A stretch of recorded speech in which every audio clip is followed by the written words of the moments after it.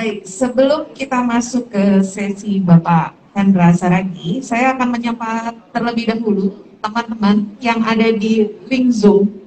Pak, jadi di sini kita ada teman-teman yang Zoom juga, Pak. Hybrid.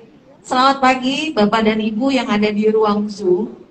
Selamat datang di acara Seminar Merek Kolektif sebagai solusi bagi koperasi dan UMKM untuk meningkatkan pertumbuhan perekonomian melalui ekonomi kreatif pada era disrupsi. Semoga bertambah yang ada di link Zoom-nya.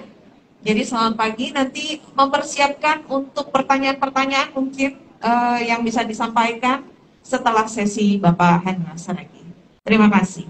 Baik, untuk mempersingkat waktu, saya mempersilahkan Bapak Hendra Saragi untuk presentasi. Pak, Bapak mau membutuhkan waktu sekitar berapa, Pak? 10 menit? Cukup? 15 menit ya, Pak ya? Setelah itu kita tanya jawab ya, Pak. Baik. Tepuk tangan untuk Bapak Hendra Saragi. Ya, baik, terima kasih. Saya atas saja ya.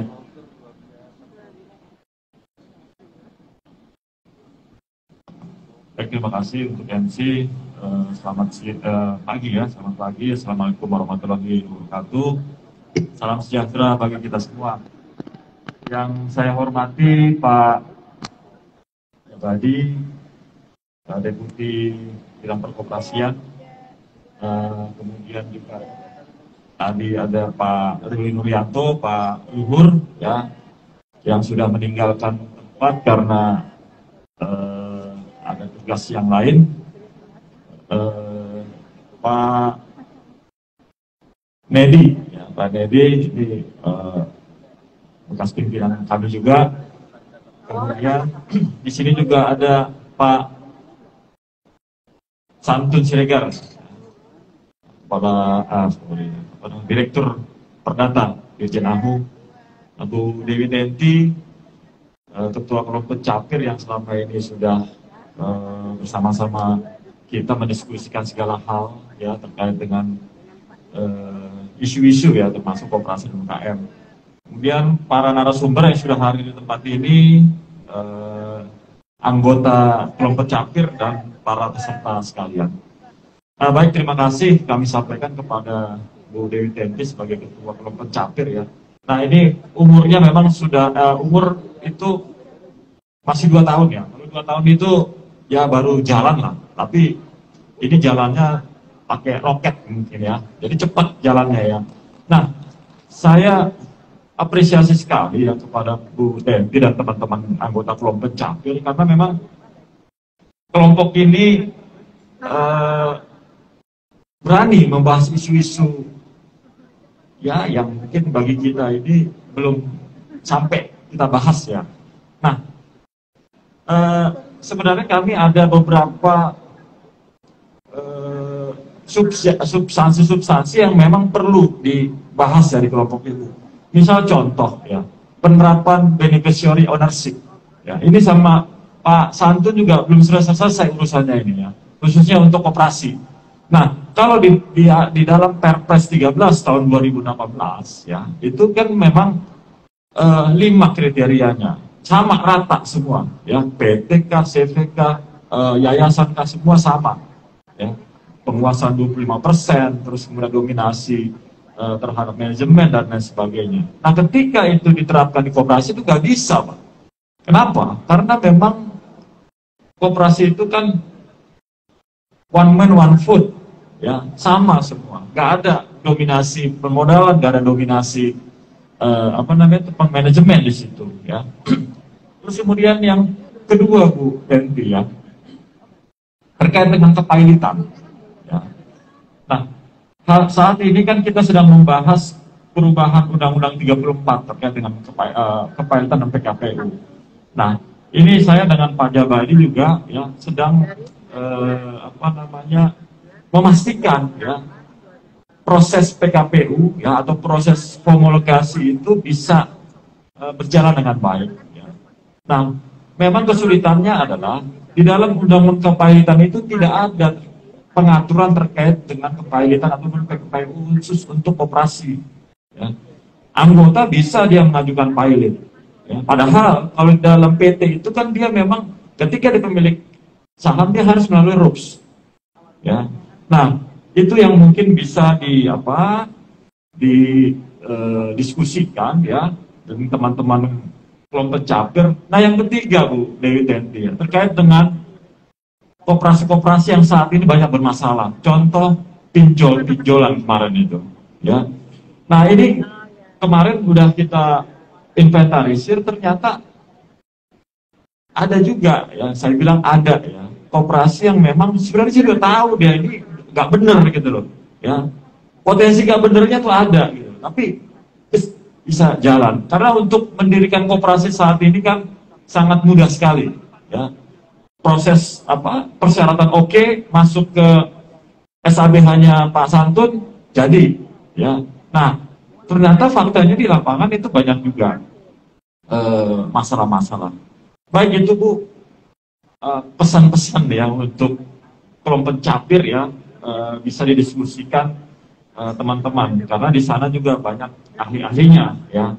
Nah, saya coba memprofilkan ya kondisi koperasi saat ini ya. Nah, kita lihat memang jumlah koperasi itu dari segi jumlah cukup besar, 127.124 unit. Ya. Nah, dari jumlah besar itu, ya ternyata kontribusi terhadap PDB-nya itu hanya 6,20%, kecil sekali. Nah, jumlah aset 221, ya, jumlah anggota 25 juta, ya, dan lain sebagainya. Nah, kalau kita klasifikasikan berdasarkan kriteria UMK, ya, nah, majority 91,04% itu adalah skala usaha mikro sebesar 115.000 sekian. Nah, yang besar itu ya sebanyak 497 unit. Nah, permasalahannya sekarang memang kalau kita bicara dari segi skala tadi, banyak juga dari antara mereka itu adalah koperasi-koperasi yang saat ini bermasalah. Nah, Bapak Ibu sekalian, saya sampaikan juga pada kesempatan ini bahwa memang kami dari Kementerian Koperasi dan UKM ya sedang melakukan pendampingan ya terhadap koperasi-koperasi yang sudah melalui tahap PKPU. Ya, contoh misalnya Koperasi Sejahtera Bersama. Ya, mungkin ini menjadi isu-isu viral ya saat ini ya, di mana juga mungkin Bapak Ibu sekalian sudah banyak mendengar. Ada teman-teman yang uangnya nggak bisa cair ya, padahal memang dari hasil putusan PKPU sudah disepakati skema pembayaran dan untuk tahap pertama 4% ya. Nah, ini pun belum bisa tercapai ya. Nah, ini fakta-fakta ya ketika memang koperasi ini perlu pengawasan, tidak hanya pengawasan daripada kami pemerintah, tapi juga dari teman-teman notaris ya.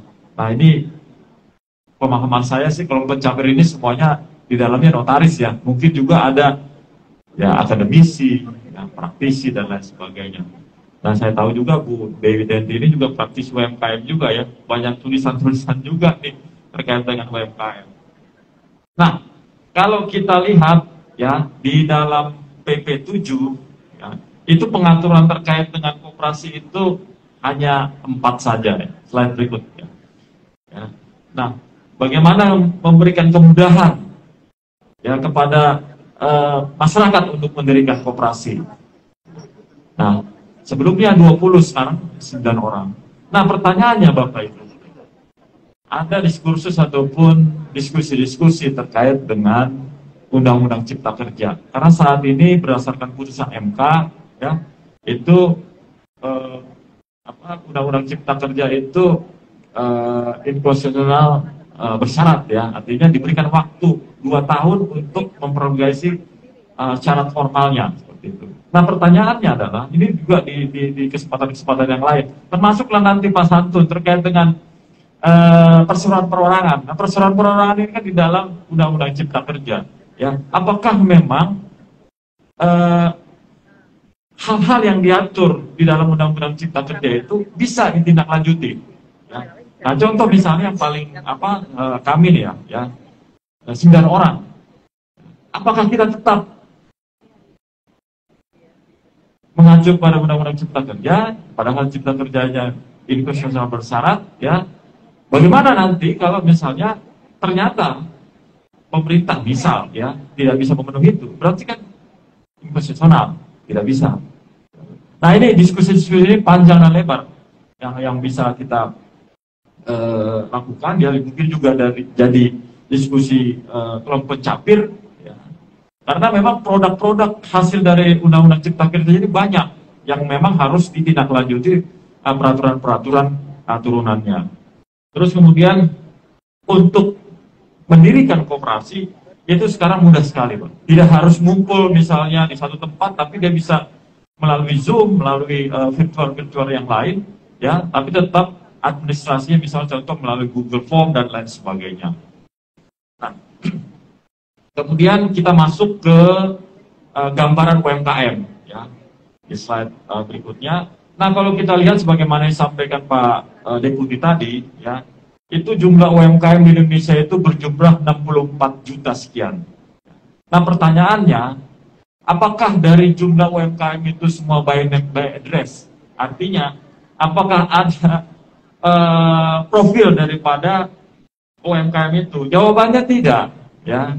Nah, faktanya apa? Ketika pemerintah mengeluarkan kebijakan BEPUM yang seperti disampaikan Pak Deputi tadi, bantuan produktif usaha mikro, ya, itu kita hanya bisa menghasilkan 24 juta data saja, ya, 24 juta, ya. Nah, katanya 64 juta. Nah, itu kita akan kesulitan untuk memberikan bantuan saja, kita kesulitan, bagaimana lagi untuk melakukan pendampingan, pemberdayaan dan lain sebagainya, ya. Nah, ini perlu juga teman-teman notaris ketahui, ya, bahwa memang kondisi saat ini ya seperti disampaikan tadi, ya, kita kesulitan akan data. Nah, ini pemerintah akan menyusun, ya, basis data tunggal.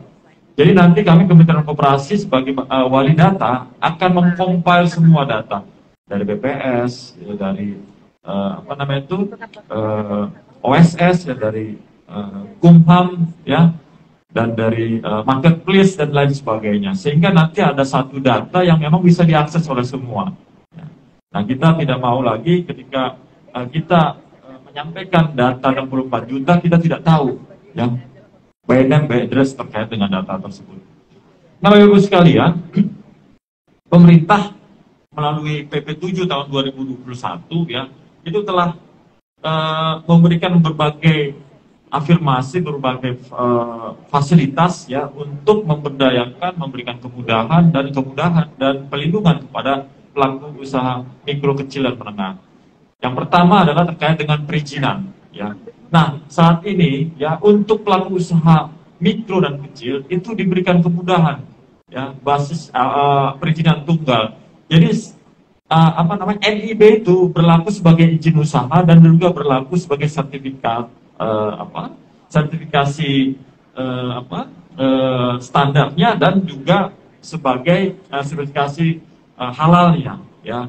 Nah, ini memang tidak mudah, ya, bagaimana kita memensinkronkan aturan-aturan yang ada, ya. Misal contoh sertifikasi halal.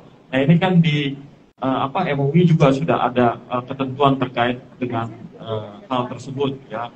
Terus kemudian program dukungan, ya, terus kemudian ada fasilitasi HAKI, ya, alokasi 40% pengadaan barang dan jasa, ya, dan sistem keuangan dan inkubasi. Nah, ini di dalam Undang-Undang Cipta Kerja dan PP 7 memang kita atur terkait dengan fasilitasi HAKI, ya, termasuk yang kita akan bahas siang hari ini, ya, di mana memang kalau di dalam Undang-Undang nomor 20 tahun 2000 Undang-Undang Cipta Kerja, ya, PP 7 tahun 2021, ya, itu diatur di dalam pasal 79 bahwa pelaku usaha mikro kecil diberikan kemudahan dalam hal keringanan biaya pendaftaran dan pencatatan hak kekayaan intelektual paling sedikit sebesar 50%. Nah, ini paling sedikit sebesar 50% dimaknai bisa lebih, bisa juga gratis, ya. Nah, ini tergantung anggaran yang disiapkan untuk itu, ya. Nah, ini beberapa kebijakan-kebijakan yang lain seperti infrastruktur publik, ya, pengelolaan terpadu, basis data tunggal, dan kriteria itu juga sudah kita ubah, ya. Nah, kriteria di dalam Undang-Undang 20 tahun 2008 yaitu sudah kita ubah di dalam PP 7, ya, di mana kriteria itu berdasarkan modal usaha dan penjualan tahunan, ya. Nah, ini diatur di dalam PP 7, ya, pasal 35. Nah, di dalam pengaturan tersebut, ya, diatur bahwa usaha mikro itu modal usahanya itu di bawah 1 miliar, ya, usaha kecil antara 1 miliar sampai 5 miliar, dan modal usaha menengah 5 miliar sampai 10 miliar. Nah, ini memang range-nya dibuat sedemikian sehingga punya ruang, ya, pemerintah punya ruang untuk memberikan pendampingan, fasilitasi, dan lain sebagainya. Nah, terus kemudian yang tidak kalah pentingnya yang saya sampaikan di awal tadi, ya, terkait dengan adanya alternatif lembaga, ya, yang bisa digunakan oleh pelaku usaha mikro, ya, yaitu perseroan perorangan. Nah, ini memang kami dari Kementerian Koperasi supporting dari teman-teman dari Dijen AHU, ya, untuk memberikan dorongan ataupun memberikan kesempatan kepada pelaku usaha mikro, ya, untuk memformalkan usahanya. Kalau saat ini mereka tidak punya legalitas misalnya, ya, mereka diberikan kesempatan, ya, untuk memilih, salah satunya adalah perseroan perorangan. Nah, itu beberapa hal mungkin yang bisa saya sampaikan. Terus kemudian terkait dengan merek kolektif, ya, tadi sudah disampaikan oleh Pak Jabadi, ya, di dalam Undang-Undang 20 tahun 2016 tentang merek dan indikasi geografis, ya, yang disebutkan bahwa merek adalah tanda yang dapat ditampilkan secara grafis berupa gambar, logo, nama, kata, ya, dan lain sebagainya. Nah, terus kemudian juga pelaku usaha mikro kecil, ya, itu didorong. Ya, kalau sendiri-sendiri mereka mungkin akan kesulitan, ya. Tapi ketika mereka bersama-sama, ya, terus kemudian mereka bisa mengakses merek kolektif, ya, sehingga biaya yang dikeluarkan juga tidak terlalu banyak dan juga memang mereka terkonsolidasi di dalam satu merek tersebut. Itu saja yang bisa saya sampaikan. Mungkin nanti ada sesi tanya jawab untuk memperdalam materi yang sudah saya sampaikan. Demikian, terima kasih. Wassalamualaikum warahmatullahi wabarakatuh. Tepuk tangan yang meriah untuk Bapak Hendra Saragih. Paparannya sangat menarik dan ini masih bisa digali lebih dalam lagi. Bapak dan Ibu di sini, kita harus aware bahwa UMKM ini sebenarnya sangat dekat dengan kita. Dan peran notaris itu juga banyak. Nanti bisa didiskusikan di sesi kedua, itu kebetulan ada Bapak Direktur Perdata di sini, nanti bisa didiskusikan tentang perusahaan perseorangan. Lalu bagaimana nanti implementasinya dengan koperasi.